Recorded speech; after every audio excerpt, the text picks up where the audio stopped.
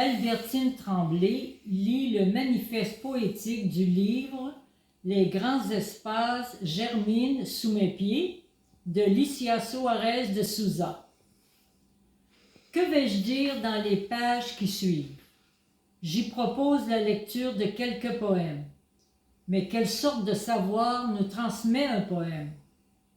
J'ai l'habitude d'écrire des essais théoriques. En 2017, j'ai envoyé un poème au concours de Radio-Canada et j'ai été l'une des 20 candidats retenus. Depuis ce temps, j'ai regardé en moi-même et j'ai voulu laisser affleurer un sujet lyrique. Je me suis demandé aussi de quelle matière serait composé un sujet lyrique. J'ai commencé alors à m'interroger et à chercher des points d'ancrage dans ma personnalité. Je viens de la ville la plus africaine du Brésil et je porte en moi une bonne partie de l'histoire et des mythes des anciens esclaves. Ils me le collent à la peau. Très jeune, j'ai commencé à cultiver une vraie passion pour la langue française et pour la culture d'expression française. J'ai foulé le sol du Québec quand j'étais encore adolescente et j'ai ensuite complété ma formation universitaire et personnelle dans la belle province, mon second pays. Le français créolisé que je parle est une vraie richesse qui m'appartient.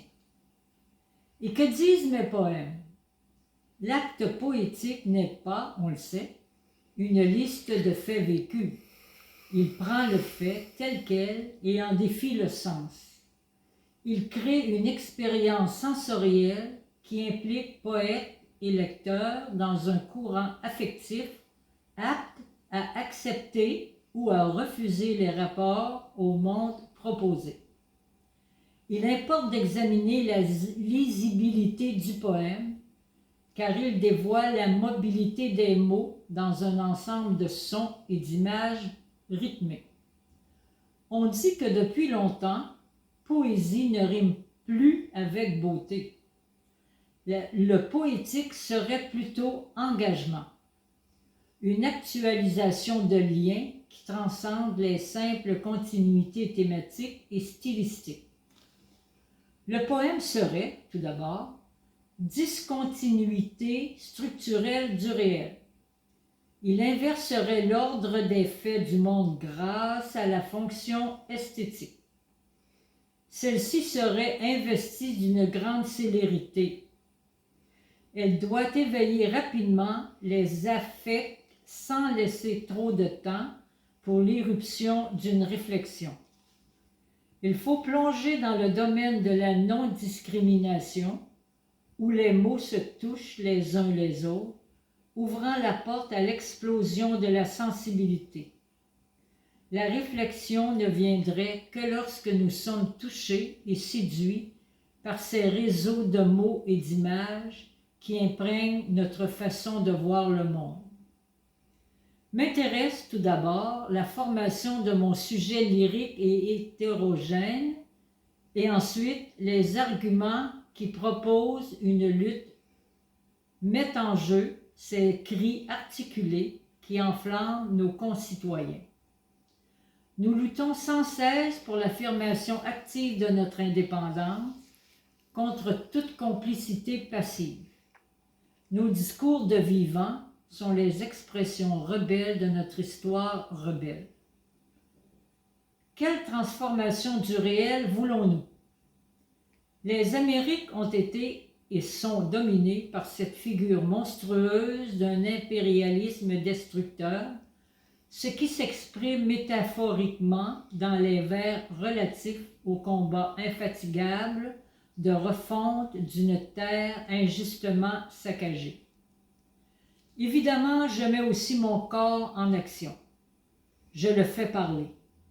Il cumule deuil, maladie, séparation, et il se réfugie de plus en plus dans les bras que les mots tressent pour moi, surtout en période de confinement, à cause du petit organisme envahisseur. C'est un cheminement logique.